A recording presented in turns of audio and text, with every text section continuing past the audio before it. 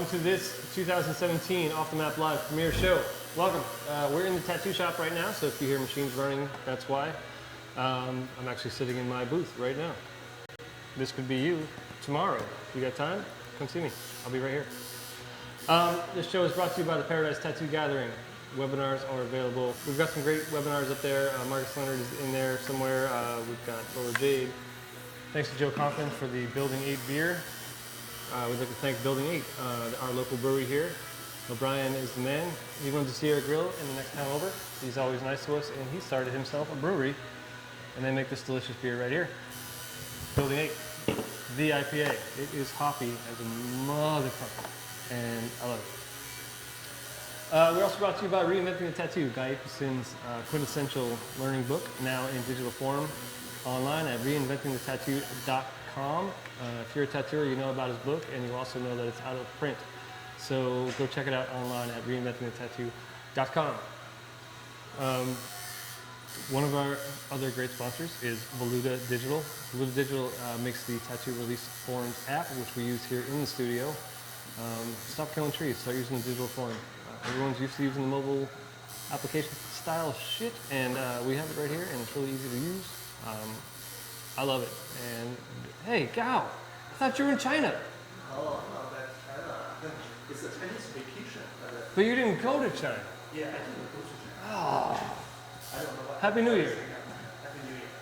Gao Feng, the man here, has been away from the shop, and it's been a sad place since he left. And as always, we're brought to you by Off the Map Tattoo, where obviously I'm coming to you from right now. We've had a little help from Kyle at Talons. We're going to talk to him a little bit. Talons North America has put their warehouse in the next town over from us. If you guys have been tattooing for any amount of time, you know Talons. They also have a huge assortment of art supplies. He's going to tell us a little bit about that a little bit later. On this episode, we are speaking with Turk from Left Hand Black, Kelly Doty from Helheim Gallery, Jared Morrison from Red Tree, and Damon Conlin from Super Genius in Seattle. I'm thankful to these guys for joining us on the show. I love them all, they're amazing. We will talk to them shortly. Turk will be up first. If you want to see past episodes, you can go to our YouTube channel. We've got stuff from Oliver Peck, Ken Aitchison, Chris Sharp, Corey Ferguson, Jesse Smith, BJ Betts, Jeff Yan, Jeff Gogway, Sean Barber. I mean, anyone you can imagine we've done interviews with, and you can find them all on our YouTube channel. And now as available as an audio podcast on the iTunes store, so check that out if you want to listen in your car. We will be back after this video. I think this might be my new video that we just produced in-house, because I am tattooing full time now. If you want to get some rad skulls and some creepy shit, come see me. If you're looking to do a small tattoo, I'm here too. All right, I'll see you in just a minute. I'm Ben Licata, and I'm an artist. I'm looking for clients that are into creepy, dark stuff like I am. I want to cultivate a style that is uniquely Ben Licata. I'm trying to gear towards dot work, black work, illustrative style. I've always been drawing skulls as long as I can remember, so that's what I'm doing. Bob Tyrell was the very first person I ever put a needle on in a tattoo that Ralph Nonweiler was doing on him at the moment. At the end of that night, they made me shake their hand and promise that I would start tattooing. Guy Aitchison has also played a huge hand in my development. He's allowed me to send him drawings and given me critical feedback. Given my history of making webinars and professional development seminars for tattoo artists, I've watched hundreds of hours of streaming seminars, and they've definitely helped my tattooing take off a lot faster than someone who might not have had access to that kind of stuff. But if you want a Tasmanian devil, I'm here too. Every day.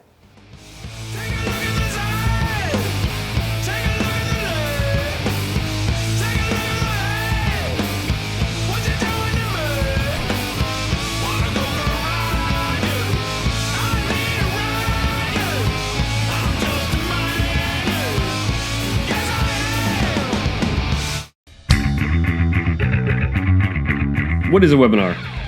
It's your chance to up your game and improve yourself with new techniques in art, in business, and tattooing. Webinars are streaming professional development seminars taught by the masters of their craft that you can watch in the comfort of your home, your studio, or even on the go on your mobile device. If you have a stable internet connection, you can stream a webinar.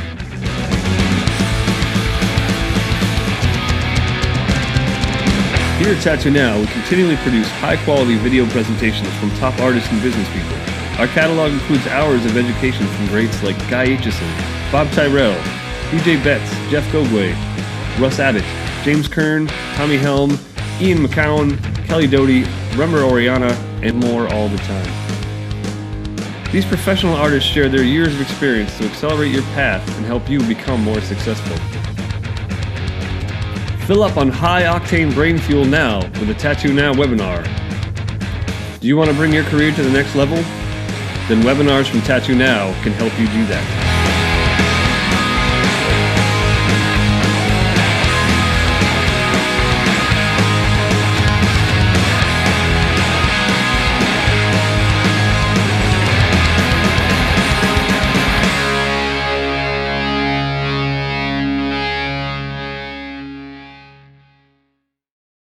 Hi, hey, you look like you're in your full lodge regalia, is that true?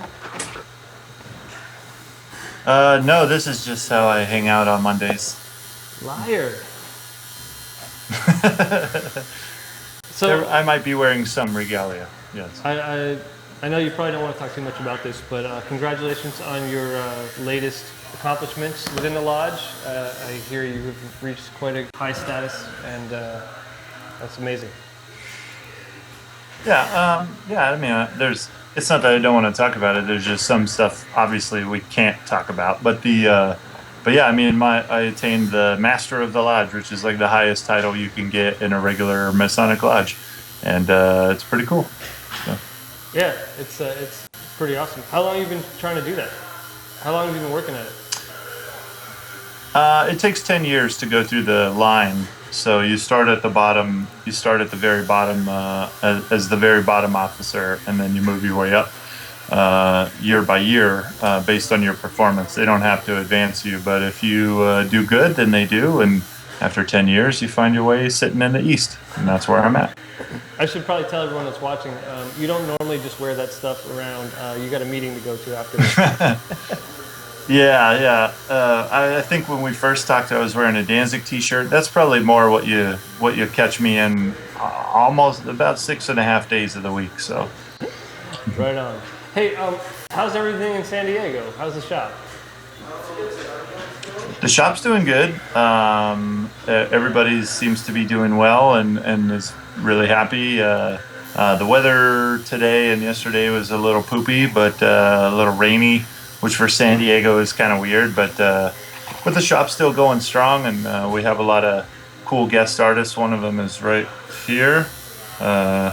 Davey Blows from Poland is painting behind me, staying at my house while he works at the shop, and we have a steady stream of cool guests that want to come through, and business is good, so we're happy. I've got a somewhat, I don't know, I guess it's personal to me kind of question. You tattoo a ton of skulls. How do you get people to come in and keep getting those skulls? Because that's what I'm trying to do, and it's hard. Well, I mean, the first thing that I recommend usually to anybody that asks me that, because I've been asked that a few times actually, and I think the trick is to just keep drawing them. Keep having fun with them. Like, if they're too stiff or too whatever, then people can sense that. I think that I'm going to draw them regardless, and I think because people can see that I have so much fun with them, and that I can make them do different things and make them goofy or have emotion or some type of thing. I think that people are like, well, I wonder if he can make it do this, or if he can do whatever. And I mean, I don't know. I guess I always say it's, I just turn on a beacon. I turn on this little thing, and some people hear the beacon and some people don't. Some people still will come to me and be like, I want a portrait, and I'm like, do you see any portraits in my book? Like, I'm like, they're like, no, but you did my friend's fucking tattoo, and it's got to be great, and and I'm sure you could do it. And I'm like, I could probably do it, but I don't want to do it. Like I probably have the skill to do it after this long, but I would not like enjoy it. So why have me do it, you know? So when did So, you start tattooing? and so this year in October will pretty much be 20 years. I started hanging out at Picture Machine Tattoo in San Francisco in like 96, 97, and basically kissed a lot of butt and answered a lot of phones and learned how to clean needles. Back then you would actually clean them and reuse them, or if they were too far gone. That's disgusting. Yeah. Yeah, yeah. But you know, that was the way. Like, and they were, you know, I remember when they were complaining because, you know, they were like, the fucking health department wants us to use a new one every time, and I'm like, yeah, you know, you probably should do that. I mean, I didn't know too much back then, but you know, my mom was a nurse, so I know some stuff like don't touch blood. That's probably step one of any medical advice. So yeah, so you know, I don't know. It's been, you know, it's been coming up on 20 years. So what drew you to tattooing? Why did you start tattooing in the late 90s? What was going on then that made you want to tattoo? well, I didn't set out to do tattoos. I just started hanging out. I worked at a photo place, and you know, when people used to use film, and What's so film? I met. What's film? I know this is film now, right? iPhone. I think so. don't get it. I think so. So I think so. so the you know, I worked at this photo place, and this chick Karen Rose used to come in and drop off film, and I would develop the pictures. And you know, anybody who thinks that the photo guys don't look at your photos is just wrong. So we look at everything, and everything.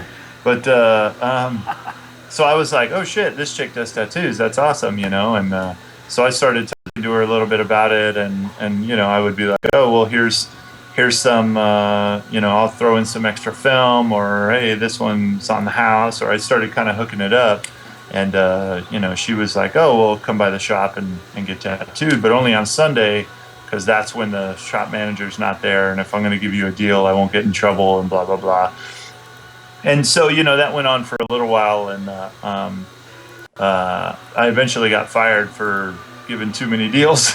So, and so I started hanging out at the shop all the time because I didn't have anything else to do. I didn't really know anybody up there. I moved up there out of high school and just kind of was like, you know, what do I do? And so I think Karen took pity on me because she knew that I got shit canned, and so she kind of made me the desk help for a while, and then you know, after a while, kind of just started realizing that I was pretty much drawing all the flash that was on the walls. I was doing, you know, my own renditions of whatever it was. And I don't know if you or anybody who's watching has ever been to the original Picture Machine, but it was wall-to-wall, ceiling and everything, flash. Pat Martin-Ewick, the original owner, he had hand painted all this crazy flash. I mean, it was there before Goldfields. It was there before everything else. And, you know, before Ed Hardy's Tattoo City, all that crap, Picture Machine was there.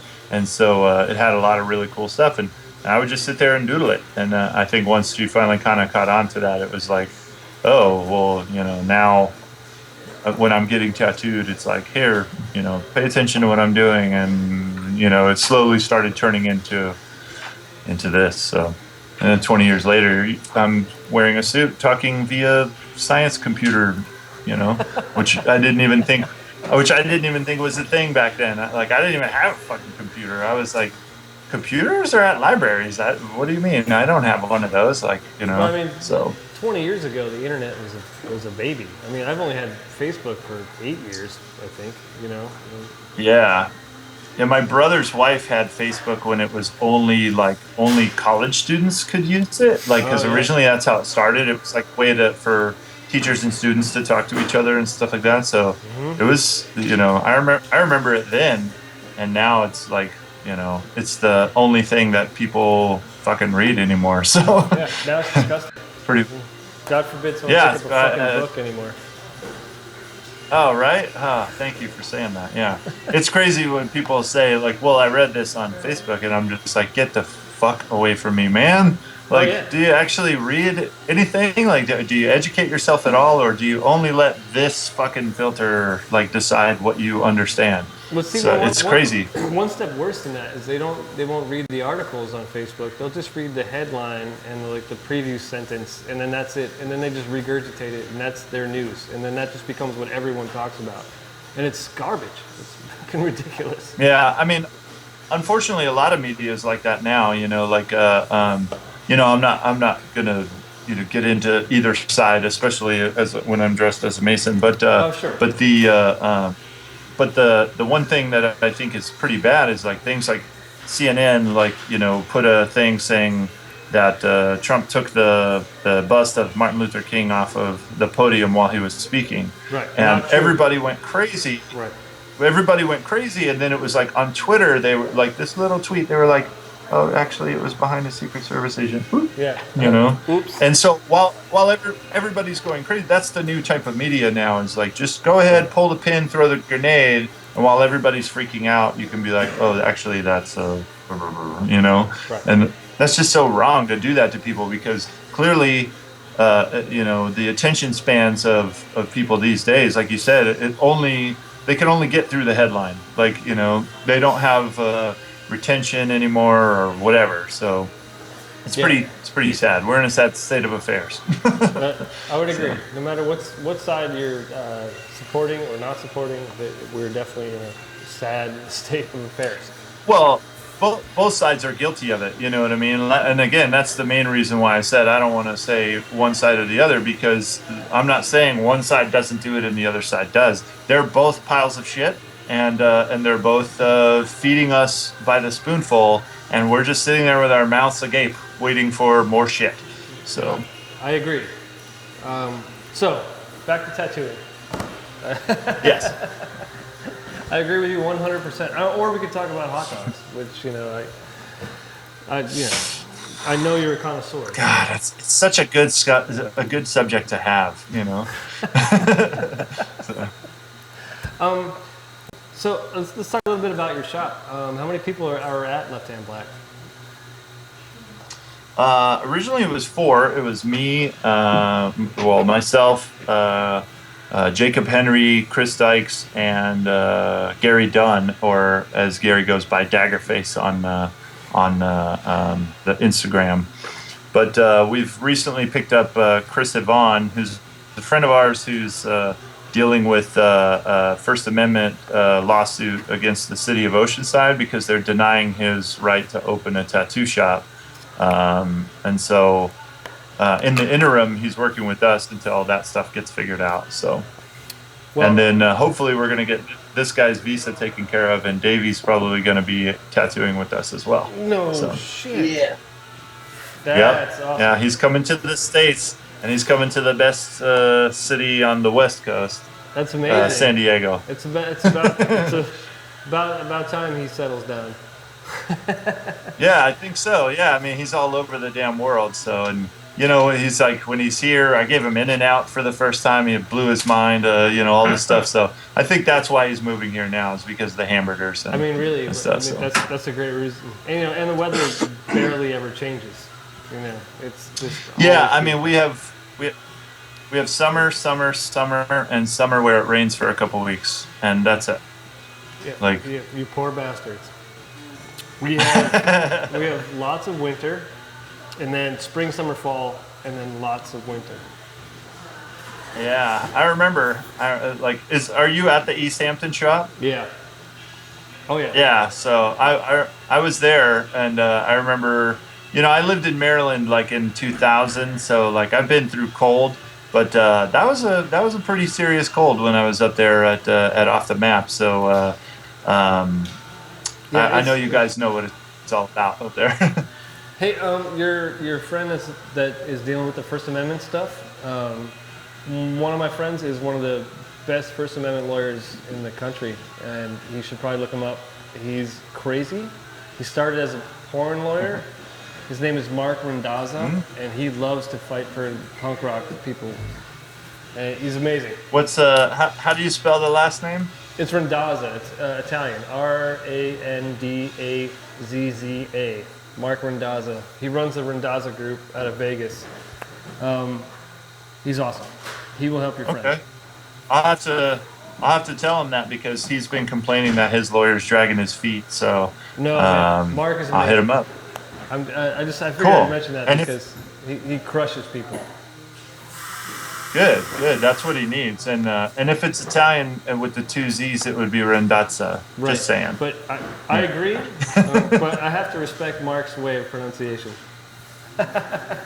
Oh, is he Sicilian? He is. Like, well then he doesn't know how to pronounce Italian anyway. So. Hey man, my family is Sicilian as well, so I can understand.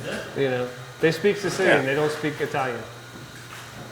That's what I hear when I go there all the time. They're like, as you get like Milan and all that stuff, they say it all proper, and the lower you go, the worse it gets. So. Right.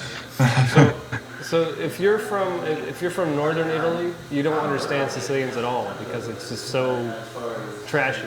It's like, no, that's not Italian. Yeah, it's a lot of slang, a lot of just weird ways of pronouncing stuff and whatever. So, but the food is there is the best. So.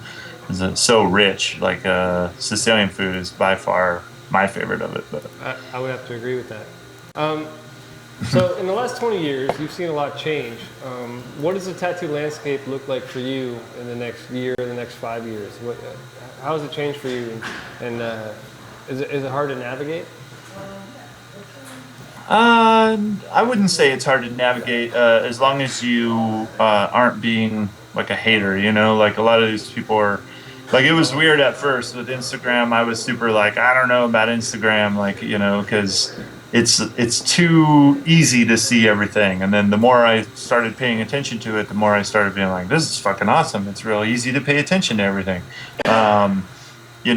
Things like this where you guys are, doing interviews and stuff where all kinds of people can watch and talk to different tattooers and stuff, like that's great. Like when I first started, it was like, if another shop would allow you to come in, then you could talk with them. But sometimes they wouldn't, or sometimes they'd take their portfolios off the table, or sometimes, you know what I mean? Just different stuff where it used to be more closed, and now that it's more open. And again, I'm gonna, I'm not trying to plug you guys. I don't get paid by you guys or anything, but it's like what you guys are doing by trying to show more people, like different people that they might not be aware of.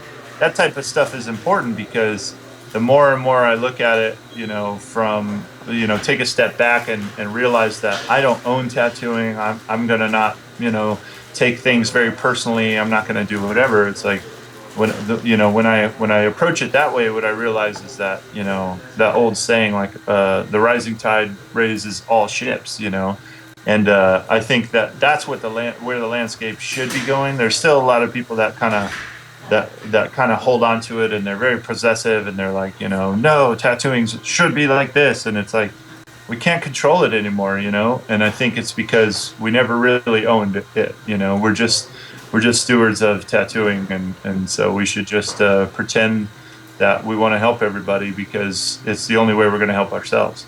Yeah, I mean, I completely agree with that. And I think shining a spotlight on people that are doing really good things and are exceptional artists really helps all of us. And, you know, there's certain aspects of the tattoo culture that isn't great, Pinterest, maybe tattoo reality TV shows, those aren't wonderful. But if we can shine a spotlight on what is great out there, even though you're out in San Diego, and we can show people that, I think it'll help everybody. Well, I agree, and the TV shows, they had only one benefit, and that benefit was it kind of introduced tattooing to people who were scared to go into a tattoo shop. It was allowed to kind of bring some of it into their home. So there's a little bit of that, that's where I'll give them a little bit of credit. Where I rescind that credit, though, is where obviously everything that goes on these TV shows is completely abhorrent bullshit. You know what I mean? Like it's made up, it's fabricated. People are like, man, being a tattooer must be super glamorous. Like, and all these fly-by-night tattoo shops opened up because, you know, they show these guys hanging out and partying and doing all this kind of stuff. But they're getting like literally everything for free. Nobody's having to work very hard. They get paid 60 grand an episode, I think is what Kat was getting for the first season of LA Inc. and stuff like that. It's like, that's fucking horseshit, man. Like, I don't get that. Like, I have to work my ass off, you know, for everything. And it's not glamorous at all. Like, I have a great sense of pride from it because I know that everything I have, I worked for. But you know, what they portrayed tattooing as was just complete dog shit, you know. And then the competition shows, the whole like, oh, now it's master versus apprentice, all this stuff. It's all, how do we make drama so people will watch it, you know? And it has nothing to do with actual tattooing, so it sucks, you know. Yeah, but in the beginning, in the beginning, it was okay because, like I said, there was a little bit of like you're letting it into the house, and so maybe some people, like I started seeing a lot of more middle-aged people kind of come into the shop and just kind of looking around, like, oh shit, I feel better about coming in here now. I'll give it that. But when people were like, oh, I thought you couldn't do this because I saw on fucking TV that some fag guitar player, excuse my, like, nothing against gay people, but I don't like Dave Navarro. You know, some guitar player told me that, you know, the shading is not right or something. So, yeah, no. Who's talking shit to you over there? What's going on? Maximilian Rother was talking shit, and Kelsey was talking shit, and her clients too. Just kidding. Directly in front of me is a tattoo going on over here, there's a tattoo going on over here, and there's one going on over there. So they're nice. They're giving me shit. I can appreciate. And they all have chairs this time? Like Gabe gave them chairs and everything and trash cans? I know you haven't been here in a while. Right now we're in a theater, so we've got 13 artists working in this space. It's enormous, and we all have everything we need. I mean, I'm actually sitting in my booth right now. This is where I tattoo every day, and I have everything I need, and everyone else has everything that they need. It's been pretty good. We've got like amazing. Nice. I'm just giving Gabe a hard time, you know. Oh no, believe me, believe me, I know. I bust his balls every chance I get. I thought he was going to plug in and be like, hey, fuck you, man. Like, that was a long time ago. If he had a microphone, he would, but he can't because he's trapped over there without one. So he can't. Nice. You know what? I'll show you the studio real quick. I'm going to get up. It's going to be a little unorthodox, but I'm going to show you. Hey, Gabe. Okay. Hey, fuck you, man. That was a long time ago. Yeah, he just heard that. Gabe, just go to this camera. Sorry.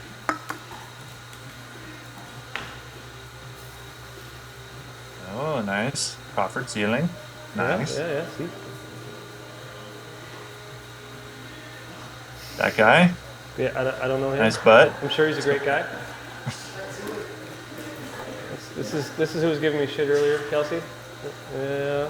Uh-huh. So we've got a pretty good setup here. Got a lot of people. So that's not the place that I was at originally, though, when I first came, right? No, we moved here in August. Okay. All right. So we, whoa, that's a really wide shot. Yeah, it's cool. I'm like a one man tech thing. You need some left-hand black stickers in there, by the way. So.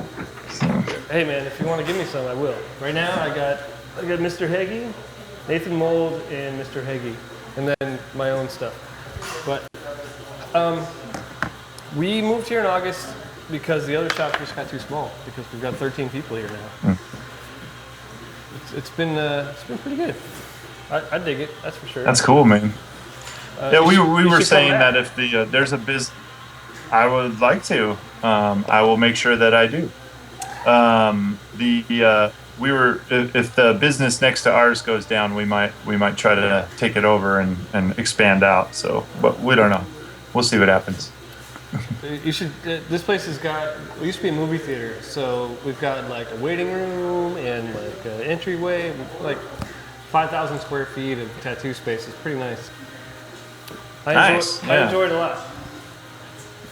So I'm going to ask you one last question, and I'll let you get on your way because I know you've got other things to do. Where do you see? Yeah, that's all right. Where do you see tattoo going? Do you think it's going to stay where it's at? Do you think it's going to mellow out a little bit, or do you think it's going to get even more and more acceptable? Do you think it's going to? Do you think we've reached a plateau yet? No, well, no, not really. I think that there's a lot of dudes that are like really kind of pushing stuff pretty hard, you know, and it's only gonna kind of evolve things further, you know. Like tattooers are some tattooers are doing things that are looking like super, like, you know, paintings and stuff like that, and they're actually staying looking that way. I remember when you know, people were doing color portraits and stuff, you know, 10 years ago even, I'd see them a few years later and they look like shit, you know. So I think they're starting to kind of, you know, because it was like this big boom thing that that everybody was doing, and some people really had the skill to do that, and so they were cranking them out, and they were looking really good. But you know, it's guys that have been in the business a long time and stuff like that, like, you know, that we've been able to put our work out and see it come back, and that's what's kind of helped us fine tune it. So I think that now you're starting to see that in that kind of realm. You know, there's dudes that are pushing the tech aspect of it. You know, Russ Abbott and the whole Tattoo Smart thing is pretty cool. You know, and a lot of people were complaining about the brushes make it easy for these tattooers. And again, I'm like, well, why don't you want them to get better? Because some kid who just started tattooing now is going to be the shit in like 10 years. And he's going to be the one telling us, you know, what we should have learned. You know what I mean? And so I feel like, you know, that's the kind of thing where, you know, is tattooing going to, like, has it plateaued? No, it's always growing, always evolving, always turning into something. Like, it might not be on a big, huge, you know, exhale right now, but it's definitely you know, always going to change. And like I said, there's dudes that are, you know, doing some of the cleanest work I've ever seen. You know, and it's like, you know, and it's just getting better and better, and it's just inspiring me to kind of take a look back at my stuff and kind of be like, well, I haven't, you know, this dog hasn't learned a new trick in a while. Why don't I try to do that? You know, I don't necessarily think it has anything to do, you know, with the whole rotary relay revolution that's going on, but I just think it's, you know, better art, and people are actually kind of slowing down and shutting the fuck up and listening to old guys like us, and kind of learning how to apply that into their weird shit that they want to do, and that's going to help it just get better. And as long as people are open to actually, you know, talking to people, then it will continue to grow. So I would agree 100%. Thank you for joining me tonight. I appreciate your time, and I hope you can make yourself available to come see us sometime out here. Hopefully when it's warm. Yeah, well, don't come here now. When does it start getting warm again? March, April? End of May. You know, beginning of End of May. Oh shit. Well, you know. Okay. I'm going on. I'll be in Pitts. I'm going on San Diego temperature, you know. So it's end of May. We'll hit 70. Oh, 70's pretty good. You know, I go to Pennsylvania a lot too, and I don't know how far you guys are from there, but I might be able to, you know, make a couple jumps on my way up to the Montreal convention, you know, and hit you guys up. So. Oh, I go to the Montreal show, so you should definitely stop by before the show, and maybe we can ride up together. See, it's already working out. Do you like motorcycles? You can sit on my lap. Do you like motorcycles? I can draw motorcycles. Yeah, I like them. I'd say you could ride in the back of mine, but you can't. You'd be popping wheelies the whole time. I'm like a giant. You and I together, it's like a... We'd look like grape ape. Yes. Yeah. Well, thanks. I'll bring my kid's front loader. We'll put you into the front there, and then I'll ride us both up. What do you say? Come on, I'm not that small. I'm like 5'10". Oh, you're right. I'm only a foot taller. So. Well, thanks, man. I hope you join us sometime later in the season, and I appreciate you coming on the premiere show. It's been great talking with you. Yeah, thanks. I would love to come on sometime when I'm not in a rush and we can talk more actual shit about things that are actually shitty. I would totally love to do that. Maybe we can do a whole episode with just you. That would be wonderful. You'll never shut me up. So, so. All right, man. dude. Well, thanks for having me on. Thanks for doing what you guys do, and you know, I think it's really awesome. So. Thanks, man. I'll talk to you soon. Take it easy. All right, later, buddy. At whatever stage you may be in your tattoo career, apprentice, experienced street shop tattooer, or fully custom artist, it's hard not to feel a little competitive in today's tattoo industry, with so many amazing artists working in all styles in virtually every corner of the world. But you can benefit right now by learning from the experience of the tattoo professionals who have dedicated themselves to education in this industry. I'm Guy Aitchison, and I've been teaching in the tattoo field for much of my 27 years in the trade, with most of my educational efforts being focused within my Reinventing the Tattoo platform, which has been an industry standard in education for nearly 2 decades. Reinventing was originally conceived as a series of seminars that I held at tattoo conventions, and its curriculum has been filled out and fine-tuned according to the needs of the artists attending these classes. It's now a massive standalone educational package which can be viewed on any kind of device in order to bring the answers you need right to your fingertips. The Reinventing the Tattoo curriculum is centered around a group of fundamental artistic principles of composition, including flow and fit on the body, contrast, positive-negative relationships, color theory, depth, and other concepts, which are framed in a way that is meant to be as useful as possible to working tattoo artists. The material then covers uses of reference imagery and digital tools in your design process, along with a review of alternate art forms such as oils and watercolors and how they can help refine your skills as a tattoo artist. The technical sections are as comprehensive as possible, covering everything from machines and other basic equipment to stenciling and working on various challenging parts of the body. Not only am I sharing everything useful that I know about these subjects, but I'm also enlisting the help of various top-name professionals, such as Russ Abbott, Nick Baxter, Megan Jean Morris, Phil Garcia, Halo Jankowski, and Don McDonald to share their own experience on these topics. You may have already read the book version of Reinventing the Tattoo. However, the new electronic edition has been seriously updated and expanded beyond the scope of the old book, including not only new chapters by myself and our guest writers, but also introducing a massive section on cover-up tattooing, including chapters on lasers and scar cover-ups, plus loads of new video footage to further illustrate the book's topics. Subscribers can look forward to seeing new material added regularly, along with further updates to existing content as the Reinventing curriculum continues to expand and evolve. I'd like to invite you to drop by reinventingthetattoo.com to read more about what we have to offer in the Reinventing the Tattoo educational package.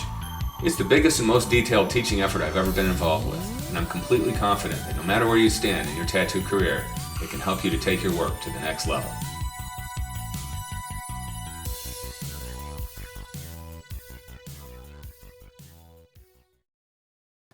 I'm Deadle. I'm a tattoo artist here at Off the Map. Tattooing is like the quintessential art form of the human race. It's on humans, it's by humans. We've been doing it, forever. It's inspiring and humbling, maybe is the word, just to be part of this process. And I'm excited to share that with clients and sort of walk that road together. I work super hard. I take every project seriously. Tattooing is important to me. I have a degree of reverence for it. I spent the better part of my 20s in New York and Chicago working for advertising firms, doing design work. I learned a lot about composition and color theory and designing for a client and, really figuring out what it is that a client looks for. And that's, part of the process I enjoy is really nailing a design for a client. So I guess the type of clients I'm looking to attract is really anyone who's down to get a super cool, dotty, sort of dusty blackwork tattoo. If you're into comic books and sci-fi and, I don't know, weird, obscure horror films, that certainly doesn't hurt either. Spiders, spider fanatics. So yeah, I think that's kind of what I bring to the table is just a lot of passion for it and and a lot of dots too. So if you like dots, I'm probably the guy.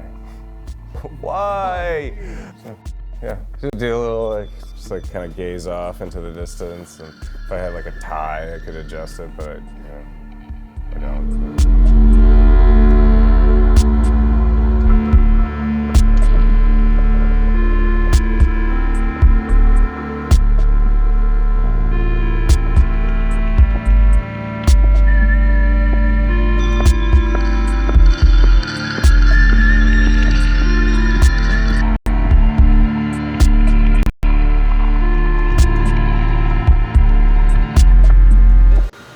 Hey, Dirk. Hey, what's happening, man? How are you? I'm great. I've been working my ass off just on the show and pretty much nonstop right now. How you doing, man? I'm good. Congratulations on your recent engagement. Thank you very much. Yeah, I asked her to marry me down at Diagon Alley. I never thought So I it would was, see the day when Dirk Morrison would be even thinking about marriage. Yeah, me either, man. You know, it's something that was coming though. You know when something feels right, something's meant to happen. You know. I mean, so we met in Ireland, man. It was just good. Yeah, I mean, I know how that is, and she's amazing. So I can't blame you for that one. Yeah. It's like Yeah, she is, man. I don't know how you got a smart one and a good-looking one all together. I don't know how you. I know, right? Yeah. And she's like ultra motivated and stuff like that. So a lot of things that appeal to me that I've been looking for in a woman. So she's amazing and putting a ring on it. She could kick it's your mine. ass. She could kick your ass too. So. Yeah, exactly. Or just blow a big fireball on me and singe me and make me look like Rocky Dennis. So let's talk a little bit about Hell City: The Resurrection. I'm really looking forward to coming out this year. I'm glad it's back. I missed it. Yeah, a lot of people are really happy that we're back, man. I took a year off, you know. We did a thing in Venice, Italy there, and it gave me time to kind of refine the show. I felt like I needed just a year off just to kind of refresh it, redo a lot of things on the show, because sometimes when you're doing it just kind of like year in, year out with no break in between, it's hard to really put a lot of focus on redoing a lot of aspects of the show. So taking a year off, that was part of the goal, was all new signage, all new rugs, we had a lot of new events, a lot of new artists and things like that. So it really gave me a lot of time to kind of sit back, think about the show, kind of refine it how I wanted to. And yeah, we're like less than 3 months away from coming back to the one here in Columbus. So we're excited. Oh man, it's gonna be amazing. And you're gonna be on main stage. Yeah, man, I'm so looking forward to it. Columbus is always one of my favorite shows to go to. You know, I've got a few favorites: Paradise, Detroit, and Hell City.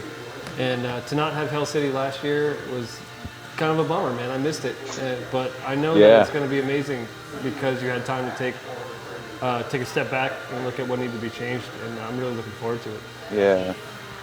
Yeah, it's gonna be awesome, man. We took a year off in 2005 too. I don't know if you knew back then. Yeah. Took a year off, kind of did a lot of new stuff with the show back then too. When we came back, the crowd grew. Like it just keeps getting better and better every year. So taking it away sometimes is a good thing, because it makes people appreciate it and they can kind of see some of the changes that we've made. So it's gonna be a lot of stuff, man. You'll see. You're gonna love it. So what are you doing with all the old stuff? Like, what are you doing with the things that you're retiring? Are we gonna put them in an archive? Are they gonna end up in a museum somewhere? Where's that stuff gonna go? No, yeah. Well, everything's kind of archived right now in like the Hell City warehouse that we have. So a lot of the old banners and stuff like that we kind of have up on a big shelf right now, stored. Yeah, and a lot of stuff we've gotten rid of too, like all the old Art Fusion easels that I made with like 13 years ago. You know, we kind of pitched a lot of stuff too. We almost forced ourselves to get rid of stuff and then to buy all new stuff or rebuild new things. We forced ourselves to refresh. So a lot of people are going to see a lot of big changes. And you know, it's not that we changed the show. The show's the same time schedule, you know, same familiar venue, the comfortable, the Hyatt and the Biltmore. We just changed, you know, we gave it a facelift and improved everything. Overall, the lighting on the stage, just a lot of things, you know. Yeah, no, I see you guys have got the Hell City Hotties going on. That's going to be a nice addition, I believe. You know, a nice group of people. As opposed to things that might have happened in the past. You know, it's I think having a Hell City branded kind of group of ladies is going to be pretty awesome. Yeah, and there are a lot of models from other, you know, groups and stuff like that coming together. We wanted something where the everyday, you know, tattooed girl can get up on stage and be a part of the show and you know, compete against each other to have some fun.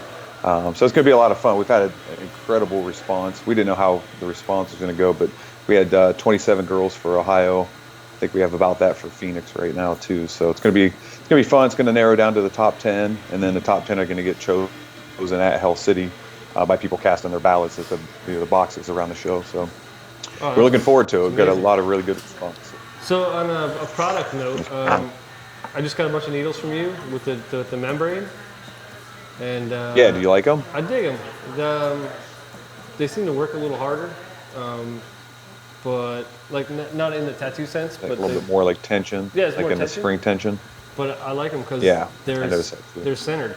They're not pushing to one Yeah. side or the other, which is way that's what way better. We kind of had a problem with the 5-liners. They were going out, and then as they were retracting, they were going at an angle because of the Yeah. rubber band. Mm-hmm. You know, I So do know, 'cause it took us a second. Yeah, was that happening to you? Yeah, yeah. Yeah. And So I finally like broke it down. Like, what the fuck is happening here? And that's what it was. And then we just switched right over to membrane. Yeah. Are they nice and tight still in the tube and everything? They fit good. yeah, they fit great. I haven't had any issues with them at Good. all. I got some 7 bug pin liners, and those things are tight as fuck. But Yeah, right. We got they're 3s good. too. We got 3 bug pin lines, like single needles. No, I really You know? like the 7 bug pins are great. Like I can make some really tiny, precise lines with them. I really like them. Like I'm using them instead of 5 Yeah. liners, and I dig them a lot. They're Yeah. cool. Yeah, we just started carrying those too. Just like 3-4 weeks ago, I think, right around there. I just got some like. I'm glad you're digging the needles, man. And Friday. I like to hear the feedback too, like about the membranes and all that. Yeah, well, I've used other cartridges where the rubber band was on the front bottom, here, there should be and Joe. not on the top. Just go back and to the stream when we they've, started. They've worked out for me because they pull the needle put that down, one just like together. bending a regular standard needle bar. But Yeah. I like the membrane's great. It keeps them centered, and also Yeah. keeps any like if I accidentally freaking dip too deep and it doesn't blow ink up into my fucking machine, which is wonderful. Yeah. Can you hear me? I can hear you. You still here? I'm here. You can't- Okay, cool. Something weird happened. It's because Gabe's Yeah, out- plus it, yeah, keep Gabe's out changing. of Dave's out and tell you. Whoa. Whoa. Hey, hello. Going. What's happening?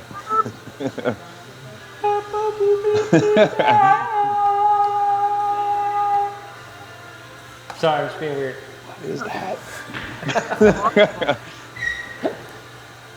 Also, I can't see Ben at all. I just see Yeah. a floating Yeah, off so the map logo, Okay. which Where you might at, be an Ben? exciting new look. But See here. Yeah, I don't see him either. It's cool. You don't want to see me Where you anyway. at, Dan? We want to see Gabe. Where's Gabe? He's over there. dude, Yeah. All right. Can you hear me now? oh Come yeah. on, Ben. Oh. What haven't I been up to these days? That's not true. I've just been tattooing and working and trying to complete paintings that I agreed to do. And when I was like, oh yeah, what time don't I have? Of course. Why don't I agree to everything? So pretty much that. So you actually are tattooing these days? Because I mean, you haven't been posting very much. I know. I don't know why I haven't been posting. I've been working on a lot of larger scale pieces, so I don't really want to post like incomplete stuff. And also, I always get done tattooing around like 1 a.m. or 2 a.m. and so I don't want to post then. But by the time that it's a good time to post, I'm tattooing again, and then I just kind of let it slide for a few weeks, and then I don't have a good reason. I never have a good reason. No, you have no reason. You should be posting something. Hey, can you tell me, has your TV stuff changed your path at all? Changed my path? Yeah. Do you mean like my emotions? Like my... Like pre-TV, you were doing certain things, and then post-TV, has it changed you at all? No, not so far as I can tell. I'm gonna do more conventions this year because I definitely like cut down my convention schedule over the past couple of years, and I'm starting to kind of like kick it back into high gear.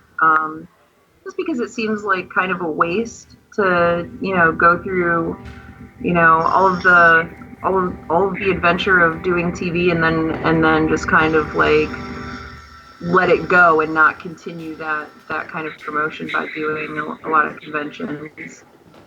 I can tell you that watching the last season has made me emotionally angry more than any reality TV show ever. It's because you had to watch me, huh? I'm sorry.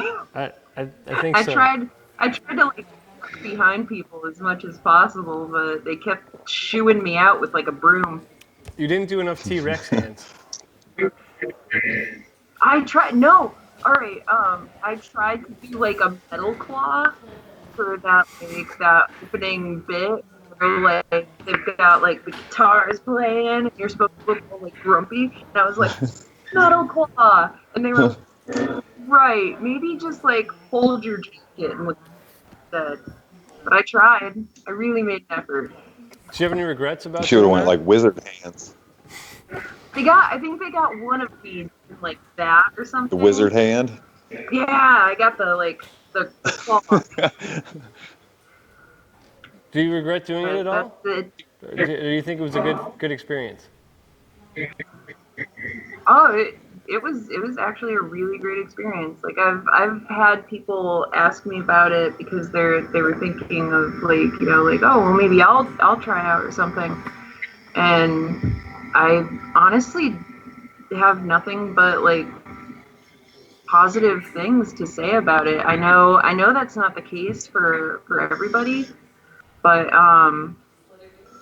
yeah, it was pretty much what I thought it would be, and I ended up meeting a lot of really awesome people through it. I don't know how other seasons were, but I just thought the season that I happened to be on was stacked with awesome talent, and I was stoked to be there. And then when I got to actually, get to know people, they were great people as well. So, I definitely don't regret it, especially because I just opened up my own shop last year. So really, like, what better promotion can there be than being like, hey, I just opened my own shop? And Can you tell me a little bit about Helheim Gallery? I've been down there. It's a nice shop in Salem. Can you tell me a little bit about it? Yeah, it's called Helheim Gallery. It's named after the Norse underworld because Norse underworld is very dark and it's I love Norse actually underwear. very beautiful. Norse underwear is my favorite. Norse? Oh shit! Sorry. Yeah. Yep. Yeah, the secret's out. Keep those Vikings in place. Uh,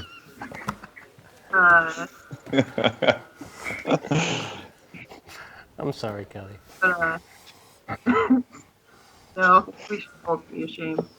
But yeah, it's located in the center of Salem, which is really kind of, I think, befitting because I'm a weirdo and I tattoo a lot of weirdos, and as it turns out, weirdos wanna come to Salem, and I'm happy to have them here. And Salem is extremely welcoming. There's a big arts community.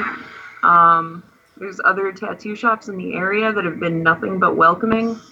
So I really can't ask for a better location and a better crew. We've got Jess Brown is the other full-time resident artist, and she is absolutely inspiring every single day. And then it's Kristen Welch, my best friend. She's the manager, and my apprentice Britt. He's starting a tattoo now, so Yeah. toppling across the floor. Yep. Britt's got probably one of the longest apprenticeships of anyone. She's been your apprentice for Britt did a long apprenticeship. 5 years or something. What? I missed that. I don't think she can hear you. Oh, damn it. Oh, All right.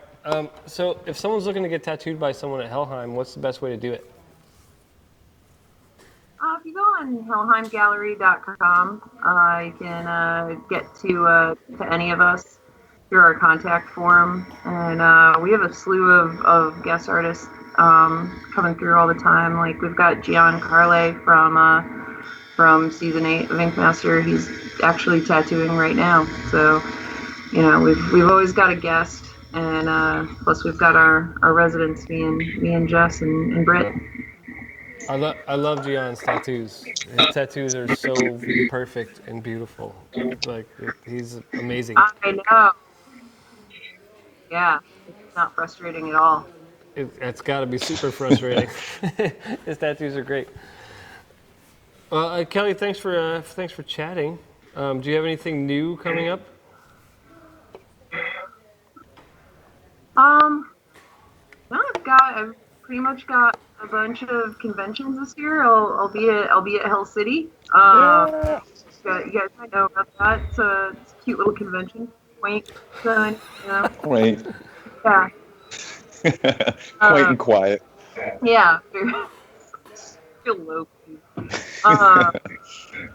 But yeah, I've got a bunch of conventions this year and travel lined up, and I'm very excited to be spending some actual time at home. I meant to do that last year and instead did the opposite of that. So we send a bunch of off the mappers down your way. Are you going to send some Helheim gallery artists up our way? Yeah, we've only got 2, but we've got like 2.5. I know, like Brit's. We've still got the baby gates up for her, but soon. No, soon. send Brit. I would love to haze her. Oh God, yeah, you could try. I don't know. I'm a hazer, so give it your best. It's not gonna work on Brit. No. All right. Probably not. All right. Well, hey, Kel, we'll talk to you very soon, and will you come talk to us later in the season? Heck yeah, absolutely. Sweet. I'm glad you're home. Your tattoo shop is amazing, and I hope to check in with you periodically throughout the year. Sweet. Well, yeah, I will, and hopefully I can make it over that way. So I haven't seen the new digs yet. I mean, I can't get it saying that. We all know you make it pretty close. So I mean, we're not far from the other spots that you might want to say hi to. So just stop in. We can have a coffee. Yeah. I do like coffee. I will. Don't know what you're talking about. See what's going on over there. I mean, I always come visit you at Ben's place or Timmy's place. It's cool. Oh, zinger! You guys aren't open when I get done tattooing. No, if you were just. It's cool. Been a little later or a little earlier. I still love you. Really. All right, we'll talk to you later on. Disembodied voice. Yeah, I'm sorry you couldn't see my ugly face. Next time you can see my ugly face and it'll be better, I promise. I can't even see your face. It's just a beard, man. Oh, beard and a hat, some eyebrows. Okay. Talk to you later. Hey, Derb. What's up? That was interesting. Kelly's awesome. I love her. I love that girl. She's funny. I I can't wait to see her at Hell City, too. She's hilariously awkward and so amazingly talented that I don't understand. That's what makes her fucking awesome. I don't understand how she can be so extremely awkward and so awesomely kick-ass at the same time. Yeah. Yeah, she's like intelligently funny too with her like jokes and stuff. I love it. I would agree 1,000%. So, Hell City this year at Columbus, Phoenix. You did a pool party in Phoenix on the year off. How was the pool party? Pool party was tiny. Actually, we were trying to organize something a lot larger, and then we thought that we could invite just kind of anybody to the pool party, and have people pay if they were buying drinks and food.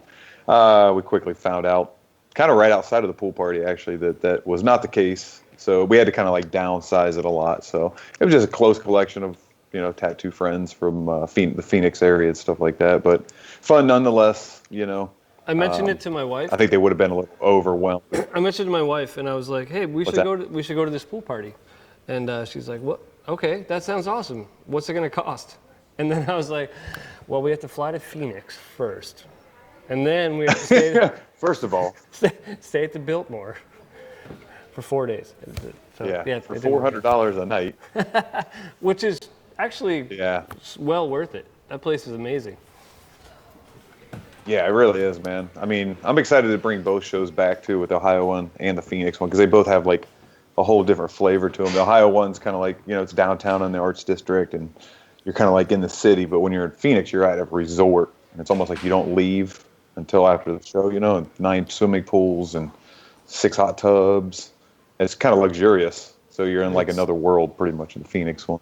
Totally luxurious. I had like a lime tree outside my hotel room balcony that I could make fresh margaritas with. Yep, probably 30 scorpions. The scorpions won't hurt you.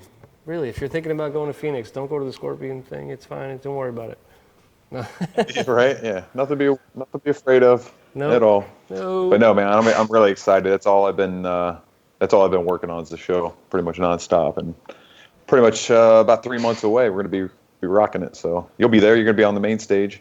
I will be there on the main stage interviewing some amazing artists. Give everyone a little bit of a calm intellectual break from the frenetic awesomeness that is Hell City. In between fire breathing and chainsaws and the world's largest tattoo machine kind of thing. I'm going to give you a little bit of more intellectual conversation. If you're down. No, I know people love that too, because literally there's something going on almost every hour at the Hell City main stage, and it's kind of like a roller coaster ride. So your part, it's kind of like a nice. I think it allows the artist too to kind of like chime in, or like listen in when they're working and stuff like that to your interviews. So it's a good thing, man. I think it's good so. to let the crowd know who you're interviewing. Yeah, I mean, my conversation last time with Ray Webb was really deep and intense, and it kind of gave people another view on Ray, and that was one of my favorites. I've talked with Guy Aitchison, Ray's a good dude. Timothy Bohr. I've talked with Bob Tyrell, Larry Brogan, all those guys up on stage, and it's been a really great time. I'm going to try to get some interviews this year with some fresher, younger folks, and then mix it in with some of the older tattooers. I think it's going to be a good experience. That'd be a good combo too. That's what we try to do at Hell City too. We try to bring in not just the guys that have been doing the show a long time, but like young and upcoming kids too. So that's good. Yeah, like dig into them, because you never know where they're going to go. I've been really digging. You've got a black and gray artist at Red Tree right now, and his work has been cool. I started following him about 6 months ago, and I really appreciate his work. Nate Marty. Yeah, him. Yeah. Nate's kicking butt, man. I met him at the Empire State Show, and not only is he a rad dude, but his work is amazing. Yeah, he took first place in that A.T.R. Giger contest that was up there. Yeah, he did that alien portrait and won that thing. I really appreciate his work. I was kind of surprised that you had an artist like that working at Red Tree. Red Tree seems to be, walks the line with traditional and super bright work, and to have someone like Nate Marty and even Rusty there has been a kind of a nice thing. Yeah, Rusty too. Rusty went through like a 2-year apprenticeship with me, and I just kind of like let him loose and spread his wings. Probably about almost a year ago now, right around there. So everybody at the shop's is kicking ass, man. All of our artists kind of have a different style, Like you said, like we're typically colored artists and stuff like that, and to bring a black and gray artist in now. But then you have like Rich Cook at the front there of the studio doing like geometric, kind of odd, geometric, colorful, wacky stuff. Then you got Adam France doing bio, doing biomech and bioorganic. Then you got Rusty, who's doing like realistic, realism, like black and gray. Then you got Nate Marty, who's doing like skulls and kind of morbid black and gray. And then I do more of like a traditional style. Cervena does a traditional style as well. And then we got Toby Gerlich is going to be joining the crew. Oh, so no we'll kidding. have, that'll be 7 artists. Right on. Yep, so Toby Gerlich's starting with us. He's been doing guest spots and coming back here. He's originally from here, so. Toby's great. He's a pretty well-rounded tattooer, and he's also an amazing painter. And he's a super sweet guy. So I mean, I can see where he's going to blend right in with you guys pretty well. Yeah, he's going to do really good, and he'll bring it up, his own style into the mix as well. So, yeah, he's a phenomenal painter. He's from Columbus originally, and he, kind of hit the road and has lived in Phoenix. I think he's in Colorado right now. So, it'll be nice to have him back. He's excited to be back home and in a studio that he can focus in. I had a great time with Toby in Venice. Actually, he was a good dude to hang out with. And I think he's going to be a good asset to Maitri, for sure. Yeah, definitely. Everybody loves having him there. He's real quiet, works hard. He's a guy that'll be in there till like 3, 4 in the morning, working. So fuck that. He'll blend right in. I know, right? I haven't done that shit. I used to tattoo like 10 to 13 hours a day typically. Oh, no thanks, man. But I can't do that shit anymore. I'm too old for that shit. Well, hey, Derb, thanks for chatting with me. I'll see you at Hell City, Columbus, April 28th through the 30th. Oh, yeah, brother. It's going to be a good time. Yep. One here in Columbus. Thanks for having me on, man. I always enjoy being on here. It's great. I'm going to have you on. And you guys' shop's looking rad, too, man. Oh, man. You got to come see it in person. It's fucking amazing. And we have... Yeah. We got company just arrived. All right, man. I'll talk to you soon. I'll see you in Columbus in April. All right, man. I'll see you soon. All right, brother. Bye. Later, dude. That was Derb Morrison. We will be back in just a few minutes after these messages with Kyle Richardson from Talons, North America, and then we'll chat with Damon Conlin. So stick around. We'll see you in just a few minutes. Hell City, America's favorite tattoo fest, resurrects this April 28th through the 30th at the Hyatt Regency downtown. Come check out over 200 of the world's best tattoo artists and painters, live bands, freak show and burlesque acts, body jewelry, plus tons of other unique vendors there to give you one hell of a good time. Come get tattooed by the world's best tattoo artists as seen on TV and experience live tattooing at its finest. Also, enter your skin to win the many tattoo competitions at the return of the Hell City Tattoo Festival this April 28th through the 30th at the Hyatt Regency downtown Columbus. For pre-sale tickets and more info, go to hellcity.com. Hey, Damon. Hello. Hey, man. How are you? Sorry, I was good. How are you? I was just totally shooting the shit with the vice president of Royal Talons North America, the guy that makes they make Talons Inc. You know Talons, right? Holy shit! Kick ass. Yeah. Yeah, I use that shit every day for about 10 or 12 years. It was really funny because we were trying to talk about his ink and not trying to tell people not to use it to tattoo because they're not allowed to tell people that, But right. That's our connection, Right. Yeah, that's funny. It was totally funny. So, man, how are you doing? Hey, dumb question. Can you see me? Because I can't see you. I can totally see you. If you can't see me, it's Good. because Gabe Ripley smoked too much and fucked it up. Well, I'll use my imagination. You know what I look like. I'm kind of a pale white guy with a beard and a hat. So, right. Just picture like anybody in Brooklyn right now. You're funny. Except I'm not wearing glasses and I'm a little bit older. Right. And way cooler. Well, thanks, my man. humble but always available opinion. I appreciate that. How's everything at Super Genius going? Going good. Yeah? Going good. Yeah, it snowed today, so who knows, but overall it's going really good there. It snowed? It snowed, yeah. That doesn't happen out here that often, so it's special for us. No, that shit never happens in Seattle, or rarely happens. It's rare, yeah. So did everything shut down? People couldn't drive? Well, I mean, people who know, and people who don't. You know, it's only about 6 inches, and it's not super cold, so it's slushy and it's easy to drive in. Oh, okay. The last time I was in Portland, Oregon, and it snowed maybe 3 or 4 inches, and then it got some ice. The entire town was shut down for 3 days. Yeah. Oh yeah. No one. Yeah. No one could move. Yeah. Like if it freezes tonight after all of it turning to slush, this place will be an ice skating rink, and then no one will go anywhere for a day or two. So how's life, man? You are healthy. You seem like you're busy. Yeah. Yeah. You've been making art and tattoos. How did you figure it all out, man? Yeah. Mostly. Yeah. I've been working on my drawing a lot lately. Not so much painting a lot, but for the first time, really in my career, my books are actually closed right now. I'm booked till the end of the year, and I just don't want to book next year yet. So my books are closed. It's February, and your books are closed? Fuck. I know. Yeah, it's weird. That's not weird. That's awesome. That is totally it's awesome. amazing. Yeah. It's job security. Fuck yeah. So what have you been tattooing lately? What's been exciting for you? Oh man. I don't know. I might. It's kind of all over the map, but there's a lot of floral stuff for sure. Some floral stuff, some like Seattle pride stuff, where we tattoo Seattle landmarks and some nature and some mountains, stuff like that.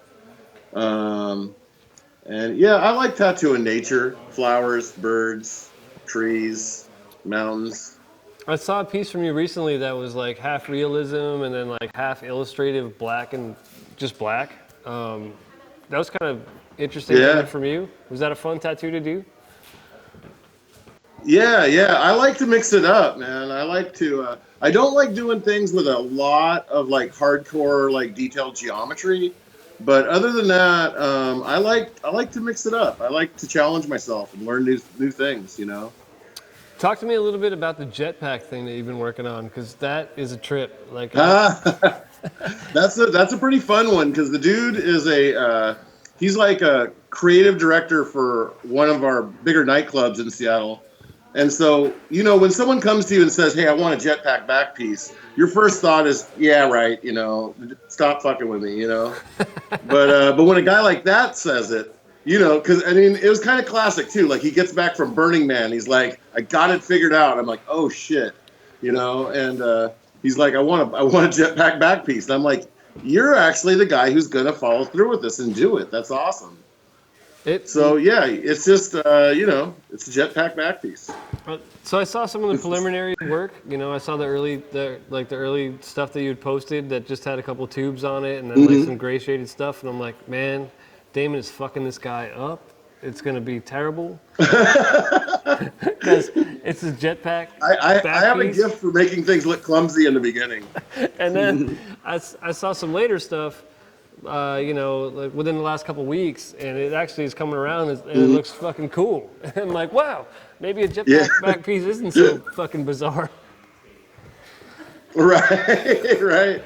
Yeah, well, it's a lot of large fields of like gray shading, which, I'm not like Mr. Black and Gray, so it's like, it's tricky, but man, once I got these like curved 27 mag bug pin cartridges, man, that thing got easy as fuck to tattoo. See, I've been using some curved 23 bug pin cartridges, and same thing. The smoothness has been pretty amazing.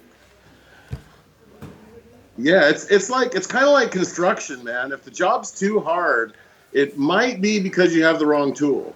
Especially if you're experienced and you know what you're doing. It's like absolutely. If you're having a hard time cutting through something, try a different blade. Maybe that'll do it. Yeah. I recently also saw like this weird like bio-y kind of like rib cage vertebrae kind of arm piece. Oh yeah. But that started with a drawing on a piece of paper that you rolled up, and in real life, it's fucking cool. That's a super fun one, man. On a really rad dude. He's a big he's a big dude, and so he's got big arms, and he's really like he's all about it, and he loves he loves the process, and he's letting me have a lot of freedom with it, and it's just super fun, man. He's one of those guys that makes you really glad that you get to make art on people, because he's just a fun dude to hang out with and work on. So what are some of the challenges when you're trying to do kind of like an abstract piece like that, especially when the wraps are all the way around like that? What are some of the things that are hard for you? Well, I mean, basically, you're trying to like I guess the problem with not being a specialty guy is I can have whole months where every drawing is something that I'm not really accustomed to handling. So you got to just draw. You got to draw through it. You got to draw and draw and draw until you figure it out. And with this one, like it was okay. So we're kind of like trying to use like skull and skeletal parts to make something biomechy, which means we want some repeating shapes, and and we want to take this thing and try and make armor like biomechanical arm fitting armor out of something that isn't made to go on the arm. Right, a thing so out of something that's something that's not a thing. Like you have to like try to make this curving thing out of something that isn't a thing. Right, totally. And so I just drew for a while, and then I was getting too abstract, and so I just took like an upper and a lower skull jaw set, and I just repeated them, and I tried that, and that started to make more sense. And then doing other like vertebrae stuff, like in the open spaces, like in the background, back behind the foreground, that seemed to work. And then when I wrapped it around the paper, it worked. It looked good. So I went ahead with it as a tattoo design. Yeah, like like some of your first drawings that you made like 3 months ago with like the skull stacked over and over and over again, where it's just like the top of the skull. I would get that tattoo in a heartbeat. Like I saw that and was like, "Fuck, yeah, I want that," because it looks so cool. Yeah. I used your technique today. I was working on something. A guy came in. He wanted a full sleeve that went around, and I used the rolled paper, and it's so much easier to visualize, and it makes it actually look like something. Yeah. But I thought of you today when I was working on that. Wow, that's cool. I never really thought of it as being a thing. I just one day I rolled up a drawing, and I was like, and what surprised me was that all of my drawings are drawn to go on an arm. Like if I just doodle some shit and I roll it up, it tends more often than not to have the kind of motion that looks good when you wrap it around something. Right. Just I've been tattooing so long, I guess. I don't know. I think it's fucking great, and like it was. Yeah. It was like it's hard for me to visualize a sleeve when it's just a tracing of an arm out in a big cone shape, and so I used your technique with the rolled paper, and then I used some like web design technique to make tiled backgrounds kind of thing, where you cut half and then you paste half on the other side, so that I can make it all the way around. Yeah. And but today when I rolled it up, I was thinking about you. Wow, cool, man. That's cool. It helped me visualize. Yeah, well, you don't always have a mannequin arm laying around, but you always have the ability to roll your paper. Normally, I test out stuff on my kids. Like I'll just I'll draw stuff on them, but they're out of town, so I figured I'd just go with the paper. Yeah. So what's new with Super Genius? What are you guys doing? I know you have a flash day coming up for Valentine's or on Valentine's Day. Yeah. Well, it's gonna be on the weekend before Valentine's, because if you're gonna do like a weekend thing, it has to be the weekend before. Because once the holiday comes, everyone forgets about it after that. Right. But so we've got a lot of guys that have moved in the last few months or a year from other states. So there's a lot of talent there that doesn't have clientele built up. And doing like these smaller tattoos that aren't too tiny, that are still kind of cool. it gives us it's fun for us to draw flash together, and it's just a little extra outreach, to let people know, hey man, you can get some pretty fucking cool tattoos here, I like the handcuff heart. That's nice. It's a nice touch. Yeah, yeah, yeah. I'm a little disappointed with the amount of packages that got mail packages that got put into hearts, but whatever. Well, yeah. It's a brave new day and age, man. There's want a hairy butt and a heart? Have at it. There's dicks and everything. There is. I have one on me right now, actually. It's behind some clothing. Me too. Surprisingly enough. Yeah, I had a feeling you had one on you. I knew it. So, what does 2017 hold for Damon Conlin? What are you going to do this year? Do you have great things in mind? You seem like you're in a really good space. Yeah. I'm actually, I've got some lingering old bills of a certain kind that I'm paying off. Sure. And so I'm going to be staying around a lot. I'll go to Hell City and any events that you guys put on and stuff, but not doing a ton of traveling. Really just having fun at home with my people and exercising a lot and creating artwork and trying to squeeze in a Norwegian hiking trip. Really? I really want to go hike in Norway. Is that a euphemism, or is that a real thing? No, it's not. I actually want to walk in the woods in Norway. I don't know why. I just maybe I've seen too many episodes of Vikings or something. I don't know, but no, I just want to see the fjords and I want to spend some time soaking in the nature there. It just looks really cool, man. Absolutely. Which Hell City are you going to go to? Are you going to Phoenix or are you going to Columbus? I'm going to go to both of them. Yeah? Because I would really love to get one of those mushroom skull fern things you've been drawing lately. Ooh, that would be fun, man. Yeah. Yeah. I mean, that's right up my alley. I live in the woods. I like mushrooms. I love skulls. Right? Those Yeah.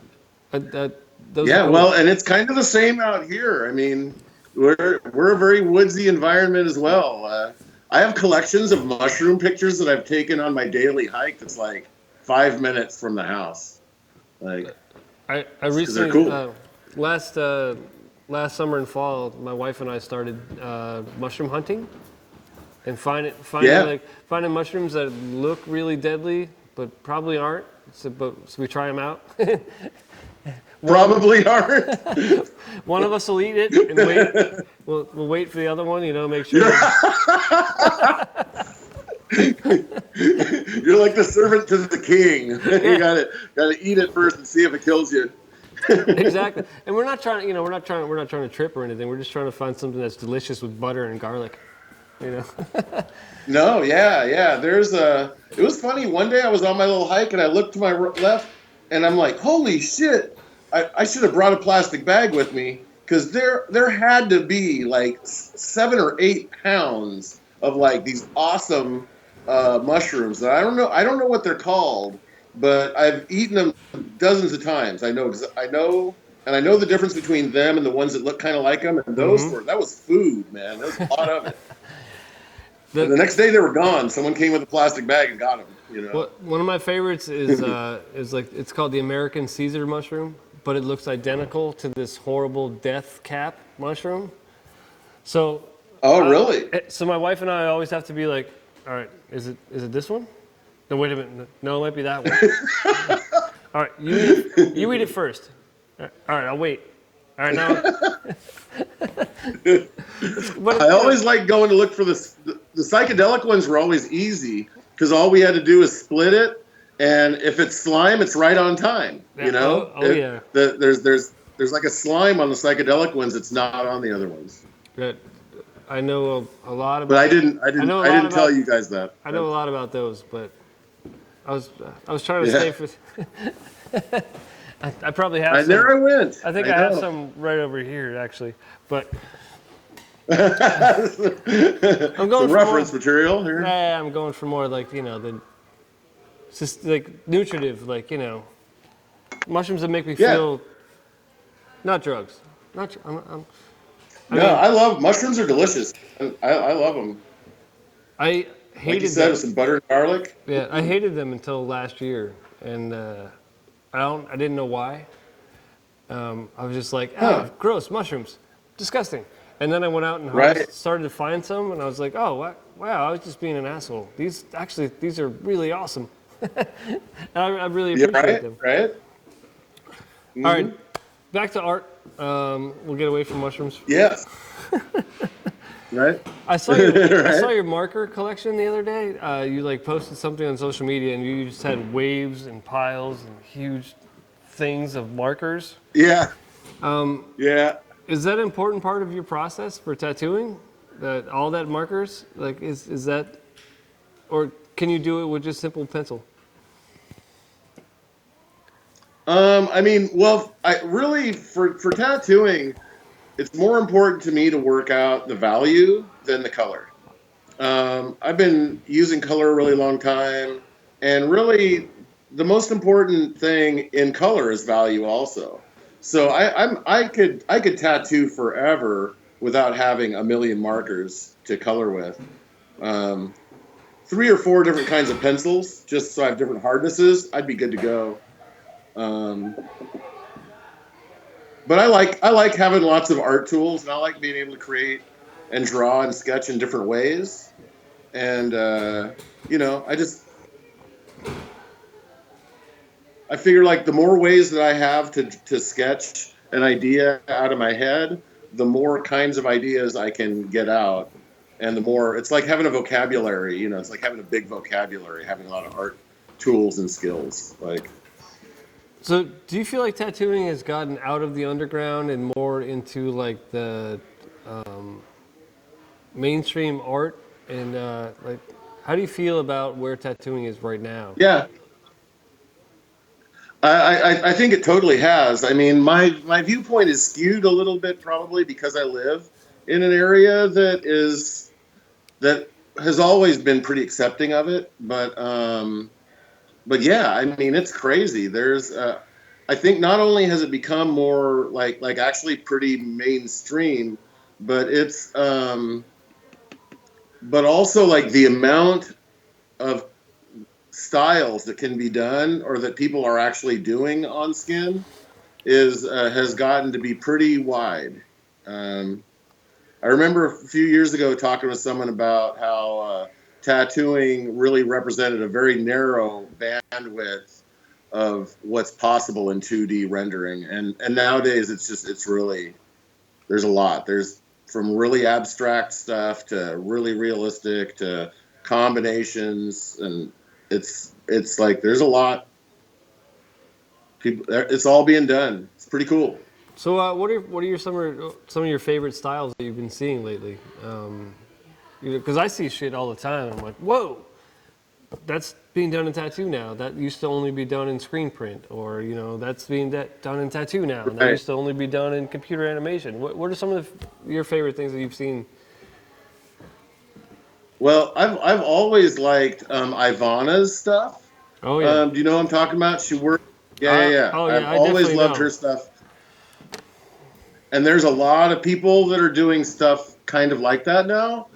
But she really, I mean, Ivana's got a special thing going with it.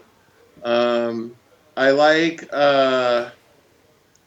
some of the names escape me right now, but the stuff where it's like there's an optical illusion with like a face and like a ship or space, or like where parts of the face are falling away and parts of it are creating the cityscape, or like there's a lot of cool variations. Steve Butcher's been doing a lot of stuff like that in his collaborations with his partner Leanne Moole. They do like rose tattoos that blend into faces, that blend into like cityscapes in the distance. Yeah. You know? Tony Mancia's been doing that kind of stuff. I've always loved their stuff, and they're especially they're a rare mutant mixed together. They're like, what's the Wonder Twin powers or whatever, you know, like together they make a mind-blowing tattooer. Yeah, I'm surprised they haven't like imploded or exploded because I can't imagine working with someone that close and living with someone that close. Right? You know what I mean? Right? Yeah. Like, I I don't know. But it's magical. It doesn't obey the rules. It doesn't. And They're on some other level. No. And it's what is that? Just water? It looks like some sort of white. No, foam. it's some weird like amino branch. Yeah. It's some weird health drink. You know, it's like you gotta that I get at the supplement store. Get your gain on. Yeah. I know. Now that you're healthy, now you're starting to get huge. You know what's funny, man, is I only work out because it makes me happy. Like there's something about revving up the body that makes the brain fire off the chemicals that repair the damage that I've done. No, it's drugs. It's the same thing. Yeah. It's the same and thing. I like drugs. I know. This is for the first time in my life, I'm using the one drug that's actually healthy.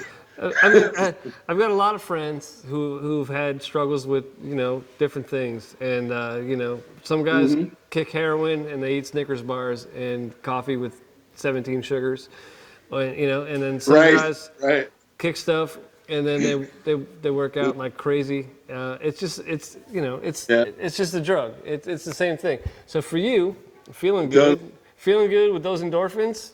That's your thing, and that's awesome. Because look at you, now you're healthy. Yeah, you're strong. Your skin looks good. Yeah, your afro went away. Yeah, I don't sleep all day. I got energy.